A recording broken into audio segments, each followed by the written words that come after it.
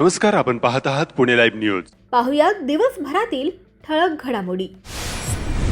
दुचाकीवरून कामाला सोबत जात असताना खेड तालुक्यातील सोळू येथे जंगलात महिलेचा गळा आवळून खून केला.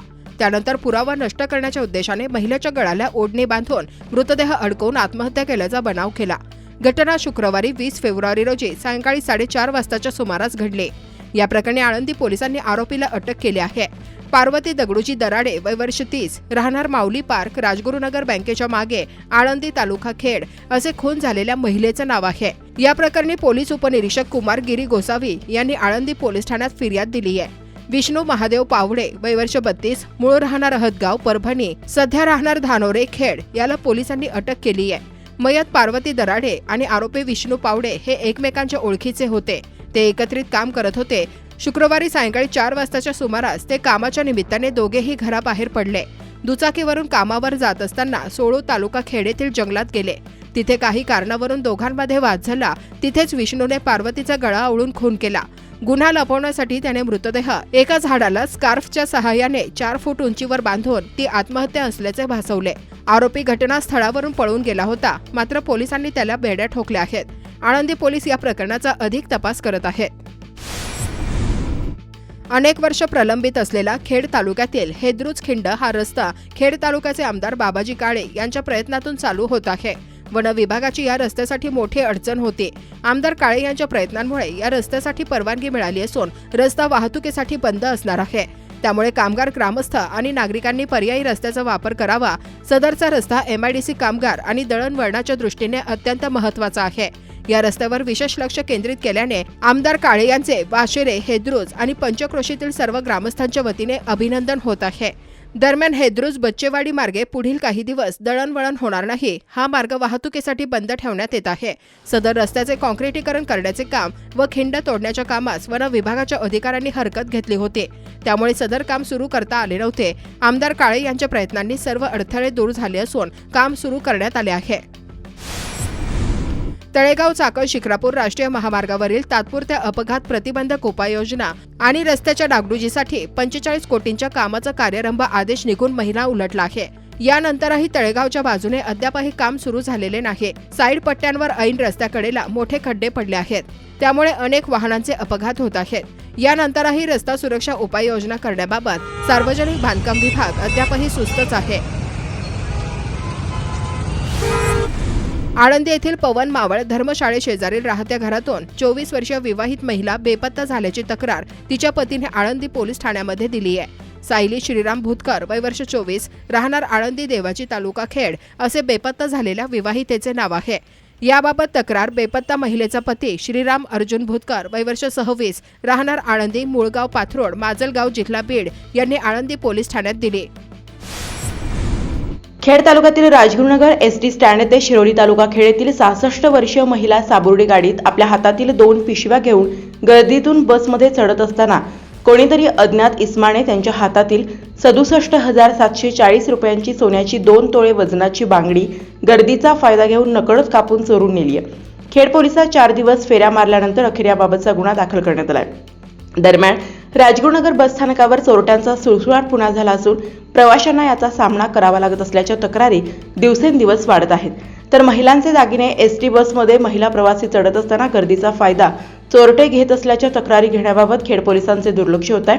एका वयोवृद्ध महिलेला 4 दिवस पोलीस स्टेशनला तक्रार दाखल करण्यासाठी हेलपाटे मारण्याची वेळ आल्याचा प्रकार समोर आलाय. वरिष्ठ अधिकारी आल्यावर तक्रार दाखल करून घेऊ असा अजब सल्ला देण्यात आला होता. अनेकदा अशा प्रकारे तक्रारी टाळण्याची मानसिकता सर्वच पोलिसांची झाली आहे. त्यामुळे अनेकदा वशिला सोबत घेऊन पोलीस ठाण्यात फिर्याद मांडण्यासाठी जावे लागत असल्याचा अनुभव खेड तालुक्यातील महाळुंगे, चाकण, आळंदी व राजगुरुनगर येथील पोलीस ठाण्यात येत आहे. प्रशासनाचे दुर्लक्ष, जबाबदार कोण? चाकण राक्षेवाडी रोडवरील कॉलेज परिसरात उघड्या ड्रेनेज गटारामुळे पुन्हा एकदा गंभीर अपघात घडलाय. हा अपघात दुर्दैवी नसून प्रशासनाच्या हलगर्जीपणाचा परिणाम असल्याची स्थानिकांची भावना आहे. यापूर्वीही याच ठिकाणी अपघात झाले आहेत. संबंधित अधिकारी व ठेकेदार यांनी या सूचनांकडे जाणीवपूर्वक दुर्लक्ष केले असल्याचे स्थानिक नागरिक सांगत आहेत. यामुळेच आज पुन्हा गंभीर अपघात घडला असून याला पूर्णपणे प्रशासन आणि संबंधित कंत्राटदार जबाबदार आहेत. नागरिकांच्या जीवाशी खेळ करणाऱ्या या निष्काळजीपणाबद्दल संबंधित अधिकारी व ठेकेदारांवर तत्काळ गुन्हा दाखल करावा अशी परिसरातील नागरिकांची ठाम मागणी आहे. वाढती गुन्हेगारी धोक्याची नांदी. आळंदीलगत वसलेले शहर म्हणजे चाकण देवभूमी, मंत्रभूमी, यंत्रभूमी अशी चाकण आणि खेड तालुक्याची ओळख सर्वदूर मान्य झाली आहे. क्रांतिकारकांची, संतांची भूमी असे वर्णन होणाऱ्या या परिसराची ओळख मागील 12-15 वर्षात बदलत आहे. या संत व क्रांतिकारकांच्या भूमीत आता दानवांचा संचार झालाय आणि याच दानवाचे जे काही प्रताप सध्या सुरू आहेत ते पाहून कुणाचाही संताप येईल अशी अवस्था निर्माण झाली आहे.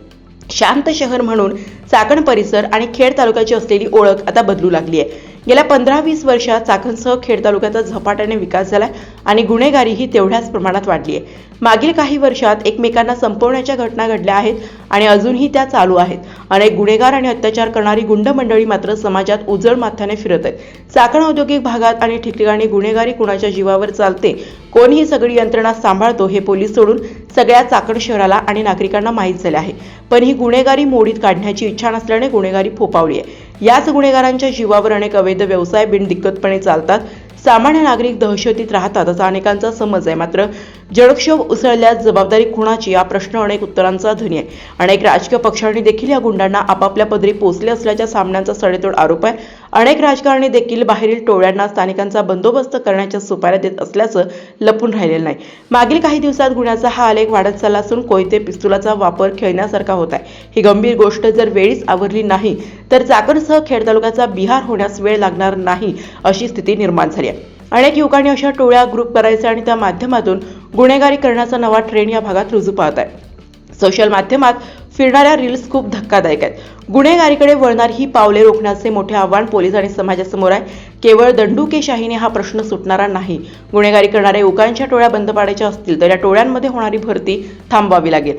त्यासाठी त्यातील प्रमुखांना कारवायांच्या कात्रीत घ्यावे लागणार आहे. अल्पवयीन गुन्हेगारी रोखण्यासाठी पालकांनाच मुलांसोबतचा संवाद वाढवावा लागणार आहे. त्यासोबतच शालेय स्तरावरही मुलांना त्याचे धोके समजावून सांगण्याची आवश्यकता आहे. चाकणमधील गुन्हेगारी पोचणाऱ्या मंडळींची कुंडली नागरिकांनी पोलिसांच्या समोर मांडून देखील पोलीस कारवाई कुणाच्या सांगण्यावर टाळतात असा नागरिकांचा सवाल आहे. जलसंवर्धनाच्या दिशेने संत निरंकारी मिशनचे खेड तालुक्यात आळंदी, चाकण, राजगुरुनगरमध्ये ठिकठिकाणी विशाल स्वच्छता अभियान संपन्न झाले. संपूर्ण पुणे जिल्ह्यात एकाच वेळी 42 ठिकाणी जलस्वच्छता मोहीम राबवण्यात आली. या अभियानांतर्गत पुणे जिल्ह्यातील इंद्रायणी, मुळा, मुठा, भीमा, भामा, घोड नदी, पवना, वेळू, कुकरी, मीना, करहा, मांडवी, आनंद या नद्यांसह शहरातील विविध तलाव अशा 42 ठिकाणी ही मोहीम राबवण्यात आली. या अभियानांतर्गत चाकण या ठिकाणी, चक्रेश्वर स्मशानभूमी, भीमा नदी काठ या ठिकाणी विशाल स्वच्छता मोहीम राबवण्यात आली. 7 मावळे संवर्धन संस्था, आळंदी नगर परिषद व पिंपरी चिंचवड महानगरपालिका यांच्या संयुक्त विद्यमानाने आयोजित चला इंद्रायणीच्या भेटीला या उपक्रमातून इंद्रायणी नदी स्वच्छता व संवर्धन मोहीम राबवण्यात आली. इंद्रायणी नदी मनापासून स्वच्छ करायची असेल तर पिंपरी चिंचवड महानगरपालिका आणि PMRD अंतर्गत ज्या कंपन्या आहेत त्या कंपन्यांचं केमिकल आणि सोसायटींचे सांडपाणी किंवा सिवेज वॉटर इंद्रायणी नदीमध्ये सोडायचे नाही आणि त्याबाबतीत कठोर कारवाई करणे आवश्यक आहे. त्यासाठी लवकरात लवकर आढावा बैठक घेण्यात येईल असे मत महापौर रवी लांडगे यांनी व्यक्त केले. यावेळी आळंदीचे नगराध्यक्ष प्रशांत कुऱ्हाडे, आळंदी उपनगराध्यक्ष सुजाता तापकीर व विविध मान्यवर उपस्थित होते. उघड्यावर टाकला जाणाऱ्या कचऱ्याला आग लावण्याचे प्रकार चाकण MIDC मध्ये सर्रासपणे पाहायला मिळतात. अशा प्रकारे एका विद्युत रोहित्राच्या जवळ टाकलेल्या कचऱ्याला आग लागल्यानंतर एक बस यातून बालबाल बचावल्याचं स्थानिकांनी याबाबतचे व्हिडिओ पाठवून कळवलाय. खराबवाडीत डीपीच्या खाली कचरा टाकल्यामुळं बसला आग लागता राहिली. खेड तालुक्यात इयत्ता 5वी आणि 8वी मधील विद्यार्थ्यांची शिष्यवृत्ती परीक्षा सर्व परीक्षा केंद्रावर रविवारी सुरळीतपणे पार पडली. पुणे जिल्हा परिषदेचे प्राथमिक विभागाचे शिक्षणाधिकारी संजय नाईकडे यांनी विविध परीक्षा केंद्रांना भेटी देऊन पाहणी सुद्धा केली. तालुक्यात इयत्ता 5वी शिष्यवृत्ती परीक्षेकरिता 36 परीक्षा केंद्रांवर 6,207 विद्यार्थ्यांनी परीक्षा दिली आहे, तर 210 विद्यार्थी गैरहजर राहिले. इयत्ता 8वीची शिष्यवृत्ती परीक्षेकरिता 13 परीक्षा केंद्रांवर 2,234 विद्यार्थ्यांपैकी 2,167 विद्यार्थ्यांनी परीक्षा दिली, तर 67 विद्यार्थी गैरहजर राहिले. खेड तालुक्यातील मोई गावात आई महोत्सव त्रिदिनी कीर्तन सेवा आयोजित करण्यात आली होती. सकाळी काकड आरती आणि मोई पंचक्रोशीतील विविध भजनी मंडळांनी या ठिकाणी भजन रूपी सेवा केली. आपल्या समाजासाठी काम करण्याला शुभेच्छा देतो. आज आपण सर्व मंडळी खेड तालुक्यातील वाकी खुर्द येथील अवधूत मिनीना जाधव यांची तमिळनाडू येथे होणाऱ्या 15 वर्षाखालील राष्ट्रीय कुस्ती स्पर्धेसाठी 68 किलो वजनी गटात महाराष्ट्रातून निवड झाली आहे. त्यांच्या या निवडीचं खेड तालुक्यातून अभिनंदन होत आहे.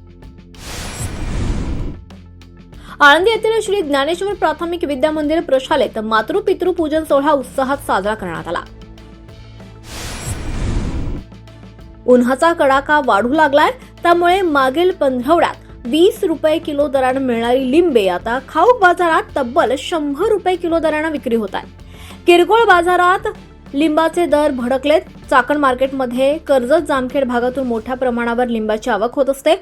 मात्र उन्हाच्या कडाक्यानं लिंबाचे दरही कडाडले.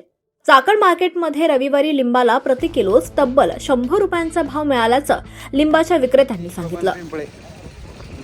माल कुठून आणलाय? जामखेडवरून काय आणलंय? लिंबू. काय भाव आहे? कशामुळे वाढले? आता हे उन्हाळ्यामुळं तर मार्केट वाढले, 100 पर्यंत चालेल. मागच्या 15 वेळात काय भाव होते? 50 रुपये, 30 रुपये. आज काय भाव आहे? आज 100 रुपये आणि दाखला 90-80. सकाळी माल आणला त्यावेळेला काय भाव होते? 80-90 रुपये.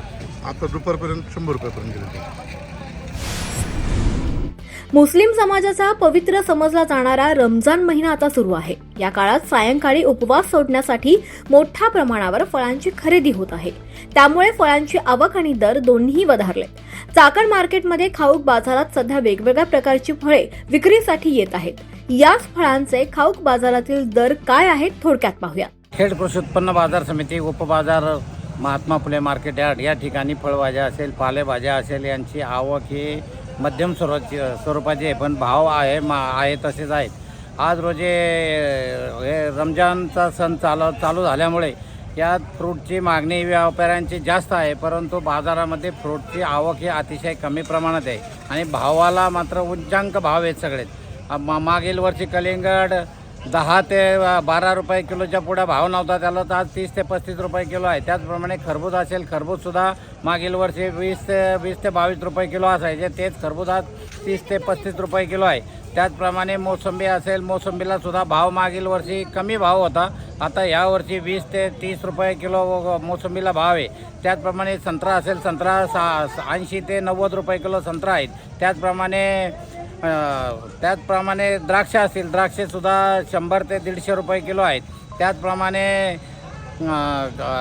डाळिंब असेल, डाळिंब 200 ते 250 रुपये किलो आहे. त्याचप्रमाणे सफरचंद असेल, सफरचंदसुद्धा 180 ते 220 रुपये किलो भाव आहेत. सर्वसाधारण बाजारामध्ये अशी स्थिती आहे. चाकण येथील श्रीराम नवमी उत्सव 2026च्या आयोजनासाठी प्रथम नियोजन बैठक उत्साहपूर्ण वातावरणात पार पडली. या बैठकीदरम्यान आगामी श्रीराम नवमी उत्सव अधिक भव्य, दिव्य आणि समाज उपयोगी पद्धतीनं साजरा करण्यासाठी विविध सूचना आणि संकल्पना मांडण्यात आल्यात. धार्मिक, सामाजिक आणि सांस्कृतिक उपक्रम अधिक प्रभावीपणे राबवण्याचा निर्धार करण्यात आलाय. तसंच यंदा काही नाविन्यपूर्ण उपक्रम राबवण्याचा मानस कार्यकर्त्यांनी व्यक्त केलाय.